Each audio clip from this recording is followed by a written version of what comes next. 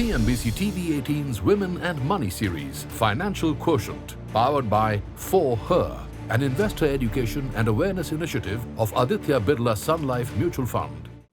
Hello and welcome to CNBC TV 18's Women and Money series presents Financial Quotient, powered by For Her, an investor education and awareness initiative by Aditya Birla Sun Life Mutual Fund. I'm Sumera Abdi. Today, we'll be talking about how to identify short-term and long-term financial goals and the key factors to keep in mind when you're trying to build a strong financial plan. So joining me to help you plot out this easy roadmap to develop a financial plan is Dilshad Billimoria, who's the Managing Director at Dilzer Consultants. Dilshad, thanks very much for joining us in this campaign. And, a solid financial plan is really the first step, right, in ensuring a successful financial future. So what are the building blocks? What are the key factors to keep in mind when somebody is trying to start off to make their financial plan? Yeah, I think the journey starts with typically understanding one's needs, one's goals, one's objectives, and the must-haves and the priority goals, right? So, for example, something that we do for all clients as a must-have is like an emergency fund. Whether the client asks for it or not, we create an emergency fund, especially after what has happened in the recent past with COVID. We also try and segregate the priorities of clients as per their goals. So whether it's short-term, medium-term, long-term goals, we try and involve them in matching their resources with their goals. Another thing that we try and give a lot of importance to is health insurance and life insurance. Sometimes both these are underrated, and people don't realize the importance of inflation on both these costs. So I think a kind of understanding and learning for our clients is only going to help them in the long term in this regard. Okay, Dilshad, if we analyze some of the portfolios of people who have, say, been investing for, even 5-7 years, perhaps 10-15 years, the one thing that strikes me, very often is that there is no cohesive plan. As people go along, as their salaries increase or as they have, more money to spare, they are just ad hoc buying products, right? There is no comprehensive solution or no comprehensive stitching of all of this together. So what is the checklist that people must, or investors, especially women, must prepare of, when they're getting started, and when, say, every time they have money to add on, what are the factors they must consider before they actually invest? Yeah, that's a very good point, Smera, because especially with the younger generation, the goals seem to be changing on a real-time basis. And many of the goals seem to be more towards experiential rather than long-term. So, they don't consider priority sometime for retirement, or they don't understand that they need to plan for their, kind of a nest egg, or if they are, planning to have children, have a sabbatical fund in place. So I think these are important discussions that an advisor needs to have with their client initially. And another importance is the goal review. Now, this is where we do an annual strict check on one's entire resources.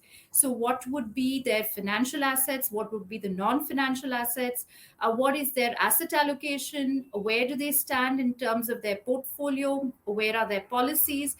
So a thorough check is done. And this is a very important kind of meeting or a discussion, because it's also a cleanup of things that are not unwarranted, or something that is not performing well, or something that does not match the time horizon, the goal, right? So somebody cannot invest in equity for a period of, say, 2 years or 3 years. Although the markets have done well, they need to realize the importance of, what each instrument or product is taken for, what is the recommended time horizon of holding for each of these products and investments. Dilshad, one of the other things that actually is quite intriguing is, when a lot of times people may not have, exact goals. They may just say my objective is to maximize wealth. The times that people actually state their goals, they may have a very inflated amount of money associated with that goal. That I need to buy a house over the next 3 years. I need to accumulate, say, whatever, 50 lakhs, but I'm investing only a few thousand rupees. So how can people sort of align their time horizon to their goals, which is a realistic way to do this, and therefore, not jeopardize your investing journey? Investment management is not really a rocket science, right? So you cannot say that, I have only this much of resources, but at the same time, I want to travel to Europe, and I want to buy a yacht, and I want to do this, and I want to, experience the best of holidays, etc. So we tell them upfront, right, when it comes to matching their resources with the kind of goals that they have. So that is the first step of understanding where they are. So that is the entire purpose of the financial plan. Secondly, we'd say that there are certain investment options and solutions that match certain time horizons and match certain requirements. And then we try and build first what they already have and try and ensure that, is there for example, if somebody is a salaried person and is already earning an employee provident fund benefit from their employer, very often, because they have met us so early, the EPF monies are good enough to meet their retirement corpus, right? So we don't need to do so much more. And something like EPF is so sacrosanct because we tell them that, look, under no circumstance can you withdraw this money. Under no circumstance can you use this for any other objective or goal that may come in between. Say you want to buy a property, or you want to buy a real estate kind of asset, or you want to go for a short tour, or whatever it may be. Under no circumstance can you use these monies for that, except for retirement. So I think that education and that understanding becomes very important in the entire exercise of financial planning. And when we're talking about this whole differentiation between short-term goals and long-term goals, the other thing is that there may be more than one short-term goal, and there may certainly be more than one long-term goal. So how do you, one, identify all of these, and secondly, when you're investing, do you sort of invest en masse? That I'm going to be investing, just as a case study, say 40,000 rupees a month. Do I still invest in just, say, 6 or 7 funds, and I just allocate that, for my short-term goal, I needed an X amount of money. For long-term goal, I need Y amount of money, and I will therefore withdraw it from this kitty? Or do you have separate portfolios for each of your goals? Yes. So again, this is very interesting because here we first understand what are their goals. Then we segregate them into short, medium, and long term. Then we also ask them, look, what is your priority? Okay, because like I said, sometimes the resources and the gold corpuses do not match. So we ask them, what is your priority? And then say somebody comes with, like you said, 40,000 or 50,000 or a lakh or whatever is the amount. We say that we are going to be investing this, number one, as per your priority of what you have said is important for you. And number two, we're going to be also investing as per your risk profile, right? So asset allocation, asset selection is the basis of any financial planning or investment management exercise. So we cannot just arbitrarily suggest, okay, if somebody is coming with an SIP, should we put everything into equity? Should we put in different asset classes? It's very important to get that part right initially, because that is what is going to help the investor when the markets fall. So I think the asset allocation piece is one of the most critical parts of the planning exercise as well. Dilshad, do you think most investors are able to adequately assess their own risk appetite, or do they need professional help in that aspect? Oh, yes, absolutely. They need professional help. We have come across some, do it yourself investors, or some people that they think they know it all, especially the younger people. I would, give them an advice saying, you start with whatever you feel or you think might be the right way of doing it. And very often they come back and say, we did this wrong. Or take, for example, last year when the markets kept going up, they started investing more, which is not the right way of investing. So you definitely need a professional guide, to help you understand where you are, where you want to go, and even monitor and review that. And more often than not, it's more like a sounding board. I mean, people cannot say that I'm going to take charge of this or I'm going to take charge of my risk profiling and it's very simple and it's very straightforward. No, there is a science to it as well. And you do need a professional, a certified financial planner to help you in that. How should asset allocation be done? I mean, since, any number of experts will tell us that that is the key to actually ensuring that you succeed, with your plan. What is is it a top-down approach? Should people look at, asset classes first, then look at products within products? There is any number of choices now available. So how do investors make that distinction?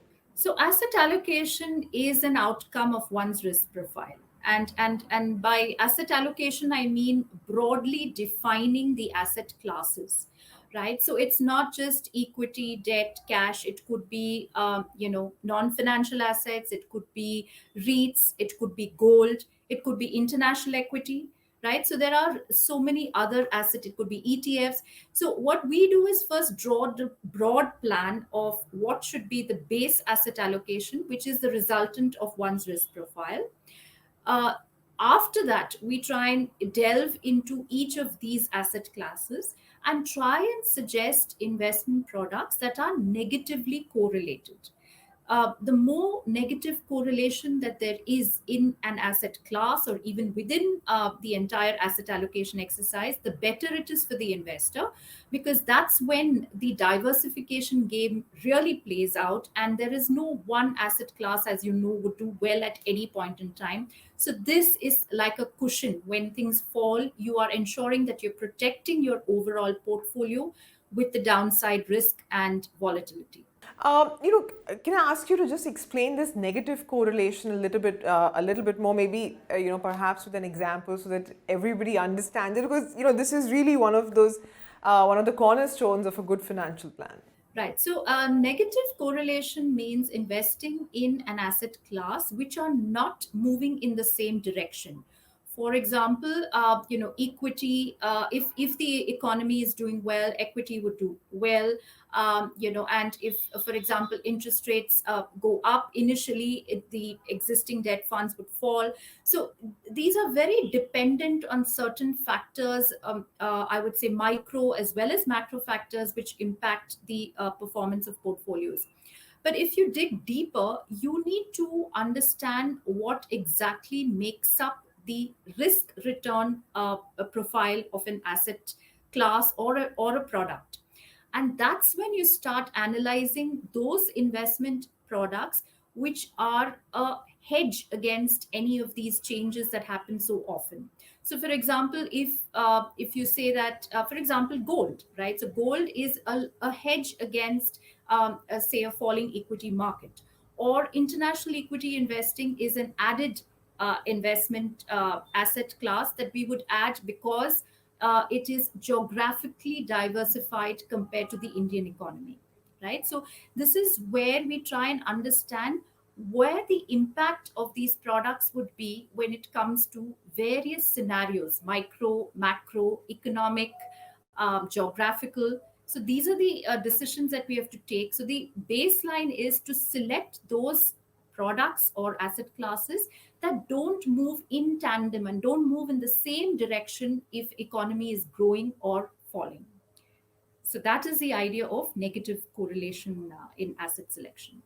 Dilshad, thank you so much for joining in today and explaining some of these, basics, like a starter pack really for getting started, and, how to define short-term investments and long-term investments. And more importantly, the fact that every investor who's starting out must have a plan. So if you're already investing and you don't have a plan, you want to get down and make a plan and sort of course correct right away. The earlier you do it, the better it will be. So thank you very much for watching. I hope you found this helpful. CNBC TV 18's Women and Money series, Financial Quotient, powered by For Her, an investor education and awareness initiative of Aditya Birla Sun Life Mutual Fund. Mutual fund investments are subject to market risks. Read all scheme-related documents carefully.